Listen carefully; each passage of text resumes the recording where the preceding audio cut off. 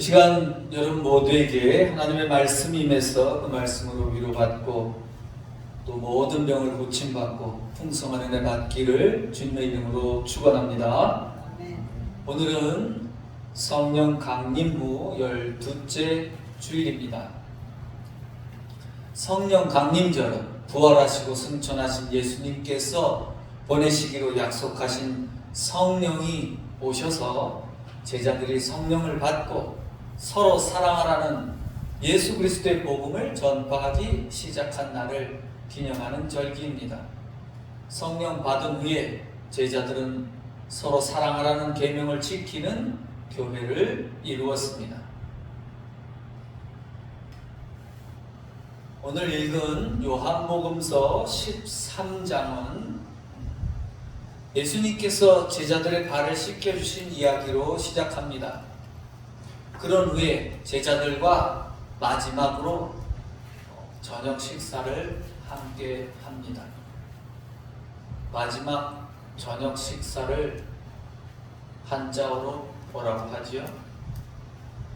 여러분들이 잘 알고 계시듯이 마지막 저녁 식사, 이렇게 말하는 것보다 여러분들은 최후의 만찬이라고 더 잘 알고 있지요. 만찬, 그냥 저녁 식사입니다. 저녁에 많이 잘 차려서 먹는 저녁 식사를 만찬이라고 합니다. 그래서 이 13장에 최후의 만찬 이야기가 있습니다. 예수님께서 제자들과 마지막으로 저녁 식사를 마치시고 제자들에게 새 계명을 주셨습니다. 그 계명이 뭐죠? 다 같이 13장 34절 35절 읽어보겠습니다. 새 계명을 너희에게 주노니 서로 사랑하라. 내가 너희를 사랑한 것 같이 너희도 서로 사랑하라. 너희가 서로 사랑하면 이로써 모든 사람이 너희가 내 제자인 줄 알리라. 아멘. 여러분들이 잘 아시는 말씀이죠? 여러분들 모두 잘 외우고 계신 줄로 믿습니다. 물론 잘 외웠다고 잘 지키는 것은 또 아니죠. 몸으로 잘 지키는 사람이 진짜로 잘 배운 사람입니다. 예수님께서는 이제 14장부터 15장, 16장까지 제자들에게 길게 말씀을 가르치십니다. 그리고 그 다음에 17장부터는 아주 또 길게 기도하십니다. 그 기도는 제자들을 위한 기도입니다. 그래서 마태복음, 마가복음, 누가복음과는 다르게 요한복음은 13장에서 이제 14장에서 시작하면 예수님만 길게 말씀하셔요. 다른 곳에서는 이렇게 길게 말씀한 내용이 없습니다. 오늘은 예수님께서 제자들에게 보내주시기로 약속하셨던 보혜사, 곧 진리의 영에 대해서 말씀을 전하겠습니다. 다 같이 14장 16절을 읽어보겠습니다. 내가 아버지께 구하겠으니 그가 또 다른 보혜사를 너희에게 주사 영원토록 너희와 함께 있게 하리니.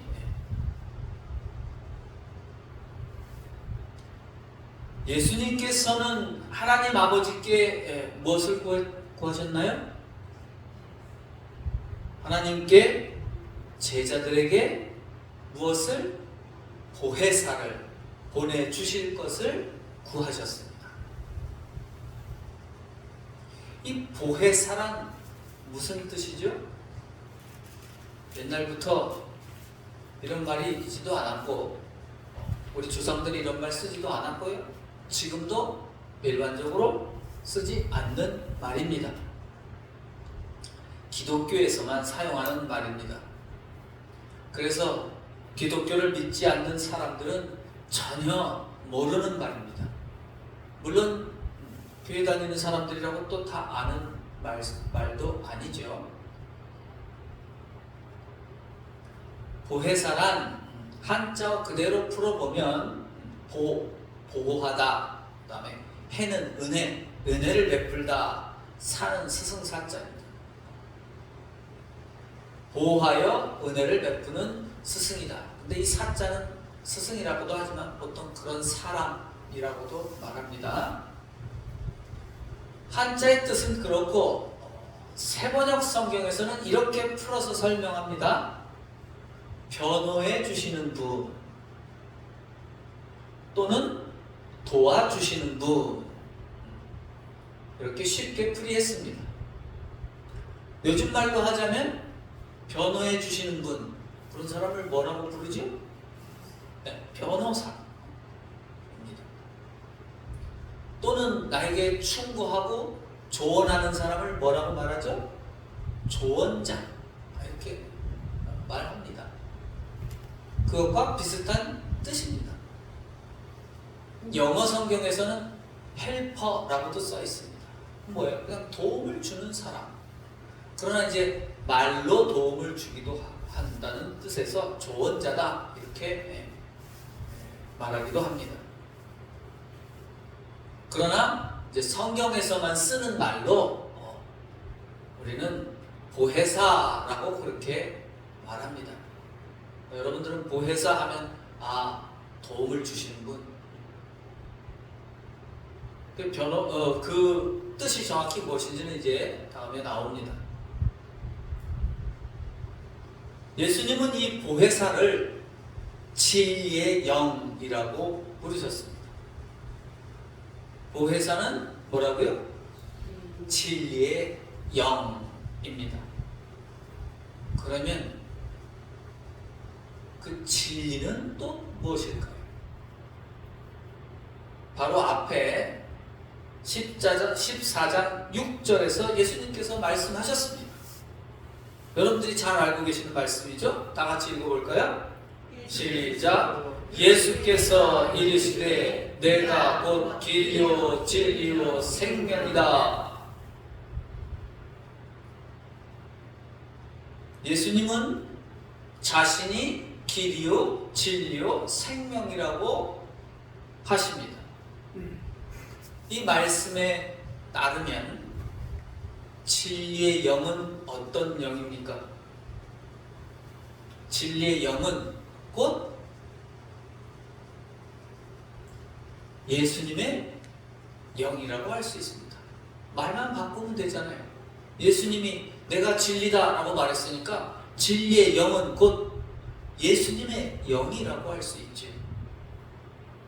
예수님의 영은 곧 하나님의 영이기도 합니다. 따라서 진리의 영은 예수님의 영이며 하나님의 영입니다. 성경에서 영은 원래 무슨 뜻이라고 했습니까? 영은 숨. 모르시는 것처럼 듣습니까?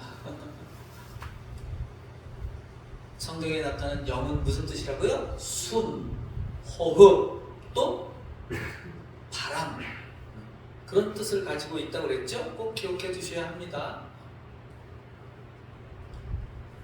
진리의 영은 간단히 말하면 요한복음에서 성령이라고 말합니다.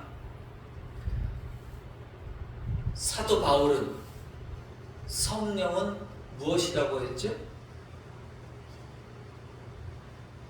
하나님의 말씀이라고 했습니다. 자, 사도 바울은 성령을 하나님의 말씀이라고 했습니다. 자, 그렇다면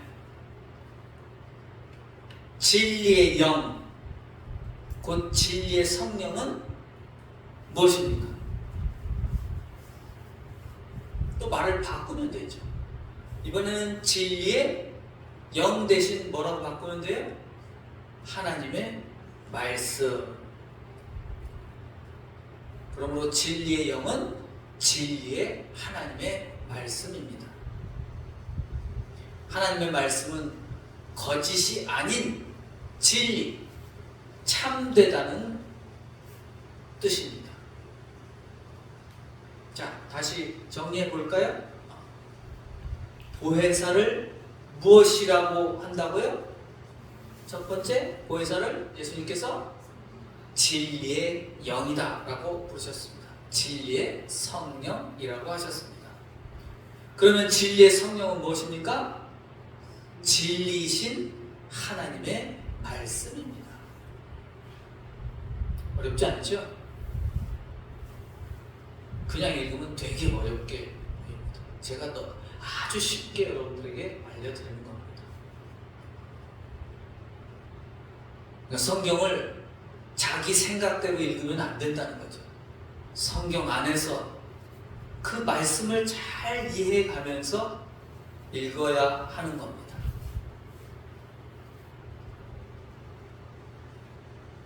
자, 이제 다 같이 26절을 읽어 보겠습니다. 시작. 보혜사 곧 아버지께서 내 이름으로 보내실 성령, 그가 너희에게 모든 것을 가르치고 내가 너희에게 말한 모든 것을 생각나게 하리라. 여기서 예수님은 보혜사를 무엇이라고 말씀하고 있습니까? 아버지께서 내 이름으로 보내실 성령이라고 말씀하십니다. 하나님께서 예수님의 이름으로 보내실 성령이라는 말씀입니다. 그 성령은 뭐라고요? 그 성령은 진리의 영이고 또 뭐라고? 성령은 하나님의 말씀. 말씀은 여러분 제가 알려드렸는데 우리는 말씀이란 단어가 그냥 원래는 말이라는 뜻이었어요. 그러니까 세상에서 쓰는 우리가 세상에서 학교에서 배울 때 말씀과 교회에서 배우는 말씀은 전혀 다른 뜻입니다. 세종대왕이 나랑 말씀이 할 때 그 말씀은 그냥 말이에요. 성경에서 말씀은 헬라어로 말하면 로고스예요. 그것은 진리, 참이라는 뜻을 갖고 있어요. 하나님의 말씀하면 그것은 진리를 뜻하는 겁니다. 하나님의 영을 뜻하는 거기도 합니다. 로고스라는 말은 뜻이 많이 있는데 그냥 진리다, 참이다 그렇게 알고 계시면 됩니다. 성령은 하나님의 말씀입니다. 사실 같은 말이에요.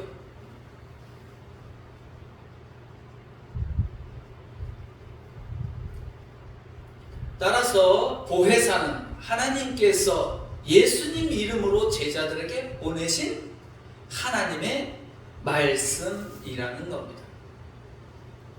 이 보혜사 성령이 하시는 일을 무엇이라고 말씀하고 있나요?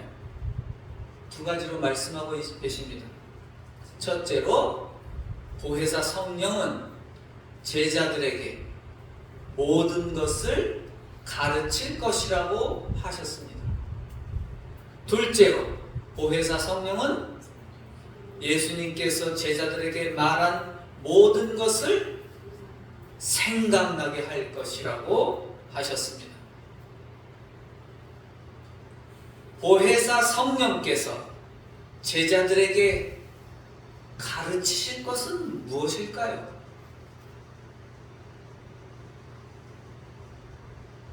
하나님의 말씀입니다.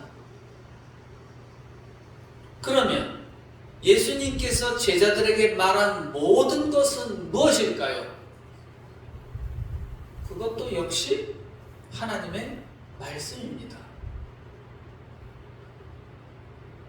쉽게 생각하자고요. 어렵게 생각하실 게 없습니다. 보혜사 성령이 어떻게 한다고요? 가르칠 거다. 뭘 가르치겠습니까?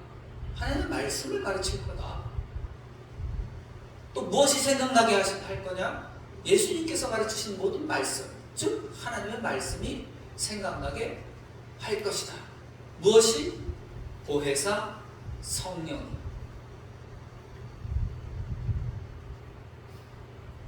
따라서 보혜사 곧 진리의 성령께서 제자들에게 하실 일은 비록 예수님이 곁에 안 계셔도 계속해서 제자들에게 하나님의 말씀을 가르치시는 일이고, 또 계속해서 예수님께서 하신 하나님의 말씀들을 생각나게 하시는 일입니다. 우리를, 보혜사는 우리를 돕는 자라고 말했습니다. 성령이 우리를 도와요. 무엇을 돕느냐? 하나님 말씀을 가르치는 일을 돕고, 또 하나님 말씀이 예수님의 말씀을 생각나게 하는 일을 돕는다는 겁니다.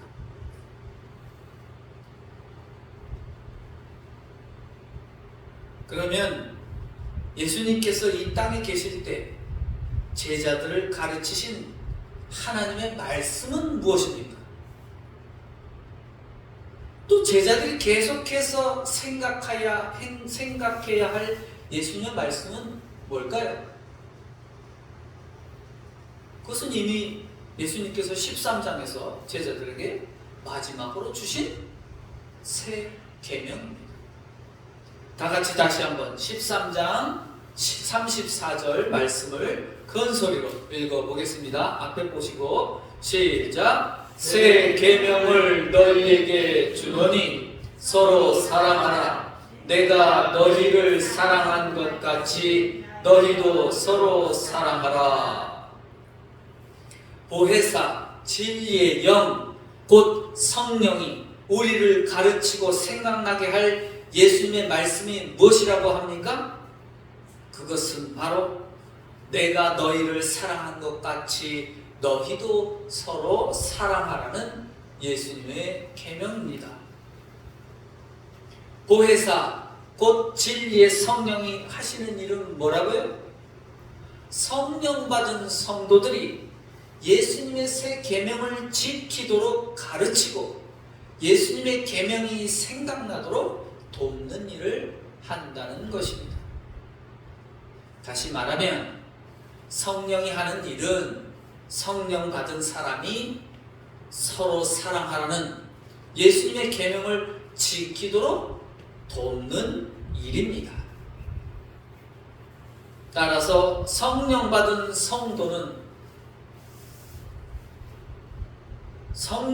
성도가 반드시 하는 일은 무엇이겠습니까? 서로 사랑하라는 예수님의 계명을 지키는 일입니다. 그러므로 서로 사랑하라는 계명을 지키지 않는 사람은 성령 받은 사람이 아닌 것이죠. 예수님께서 이렇게 말씀하셨습니다. 14장 21절을 다 같이 읽어보겠습니다. 큰 소리로 나의 계명을 지키는 자라야 나를 사랑하는 자니 나를 사랑하는 자는 내 아버지께 사랑을 받을 것이요 나도 그를 사랑하여 그에게 나를 나타내리라. 또 24절 말씀을 계속해서 읽어봅시다. 나를 사랑하지 아니하는 자는 내 말을 지키지 아니하나니 너희가 듣는 말은 내 말이 아니요 나를 보내신 아버지의 말씀이니라. 예수님을 사랑하는 사람은 예수님의 계명을 지킬 것이지만 예수님을 사랑하지 않는 사람은 그 계명을 지키지 않을 것이라고 말씀하십니다. 바꿔 말하면 예수님의 계명을 지키는 사람은 예수님을 사랑하는 사람이지만 그 계명을 지키지 않는 사람은 예수님을 사랑하지 않는 사람이라는 것이죠. 예수님의 새 계명을 지키는 사람은 예수님께서도 그를 사랑하실 것이며 또 하나님께서도 그를 사랑하실 것이라고 말씀합니다. 오늘 말씀 마무리하겠습니다. 보혜사 성령이 하시는 일이 무엇입니까?